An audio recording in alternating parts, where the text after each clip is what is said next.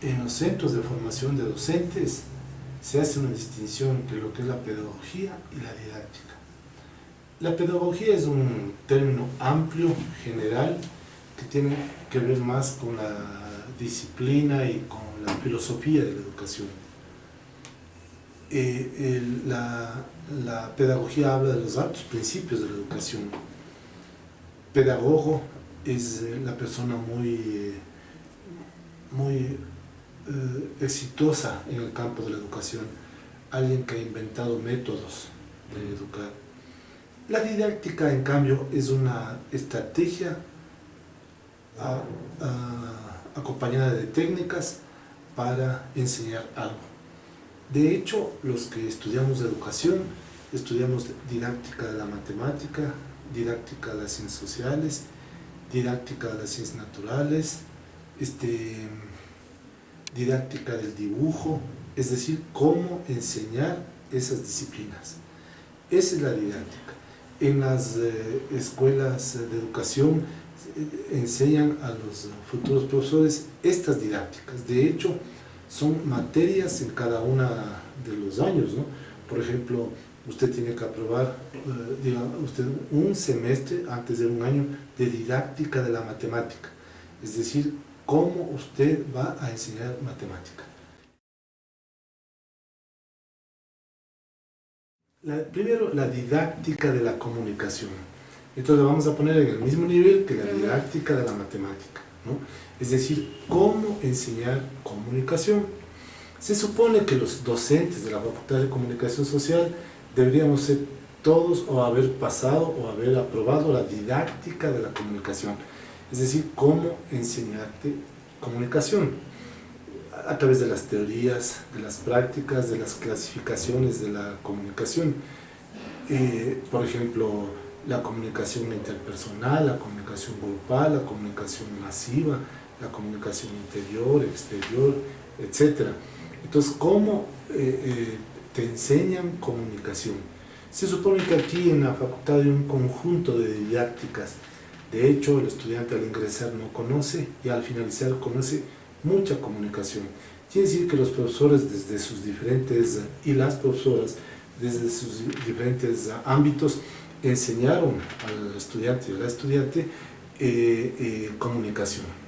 En cambio, la comunicación didáctica es otra cosa, es una cosa distinta. La comunicación didáctica es una técnica para enseñar otras asignaturas. Es decir, ¿quieres aprender lenguaje?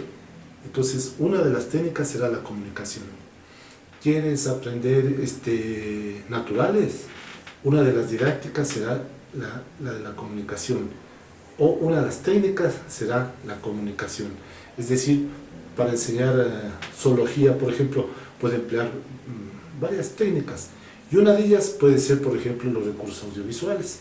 Entonces ahí está utilizando la comunicación o los medios de comunicación o las técnicas de comunicación para un ambiente específico, para un área específica, para una materia específica, que puede ser, naturales, zoología, anatomía, que normalmente no sirve únicamente solo desde el lenguaje oral, sino que además se necesita una cantidad de instrumentos para poder enseñar. Esa es la didáctica de la comunicación, de la educación, la didáctica de como un instrumento para mejorar la educación. A ver, didáctica de la comunicación es cómo nos enseñan comunicación. En cambio, que comunicación didáctica, ¿no?, es una forma como uso la comunicación para muchas cosas, para persuadirte, para enseñarte, para guiarte, para interactuar. Entonces son dos cosas diferentes. En la mitad está la didáctica. La didáctica es una técnica o un conjunto de técnicas, ¿no?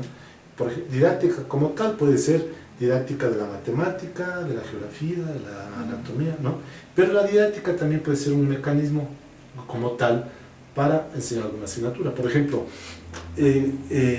la didáctica yo puedo utilizar la comunicación como didáctica para enseñar una disciplina, ¿no?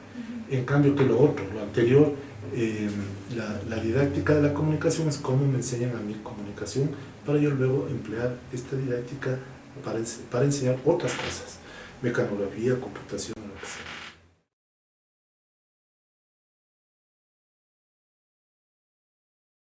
Yo veo que utilizamos varias técnicas de enseñanza o varias didácticas. Puede ser la verbal, la expositiva, la de problemas, la de hasta las negativas como la memorística, la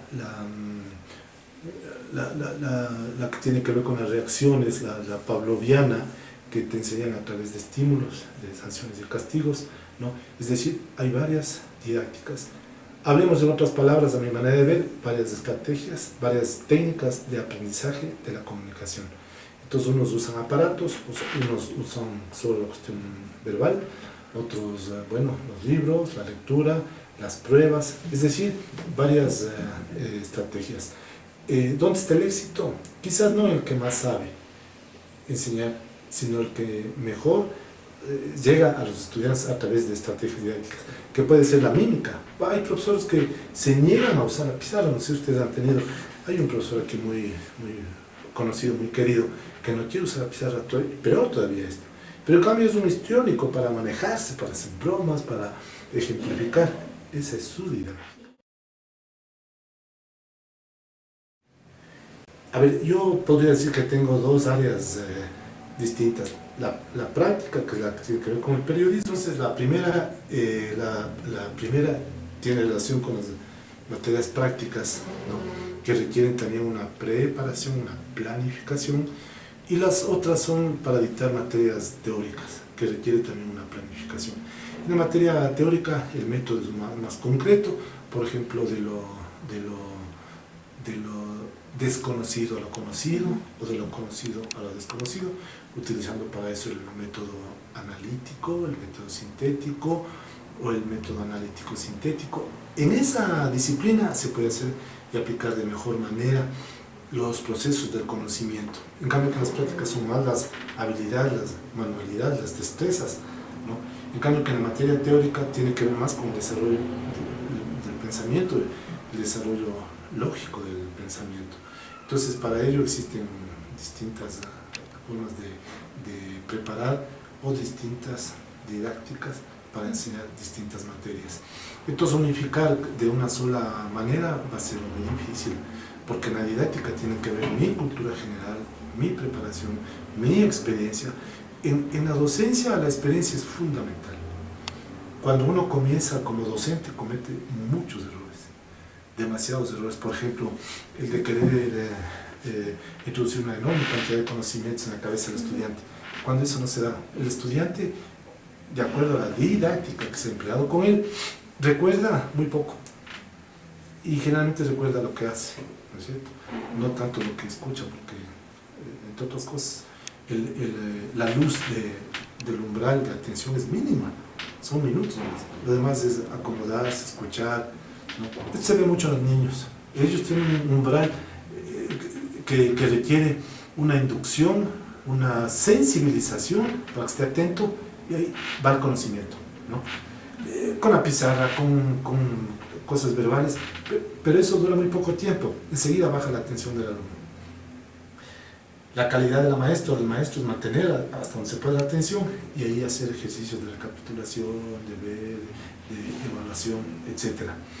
En los adolescentes y los jóvenes los umbrales son mayores, pero el mecanismo es el mismo. Por eso, cuando uno comienza, comete demasiados errores. Yo recuerdo haber cometido errores. Por ejemplo, ser desmedidamente exigente. No me entra nadie, todo el mundo tiene cero, o unas lecciones enormes, ¿no? Y es porque no tengo la suficiente experiencia.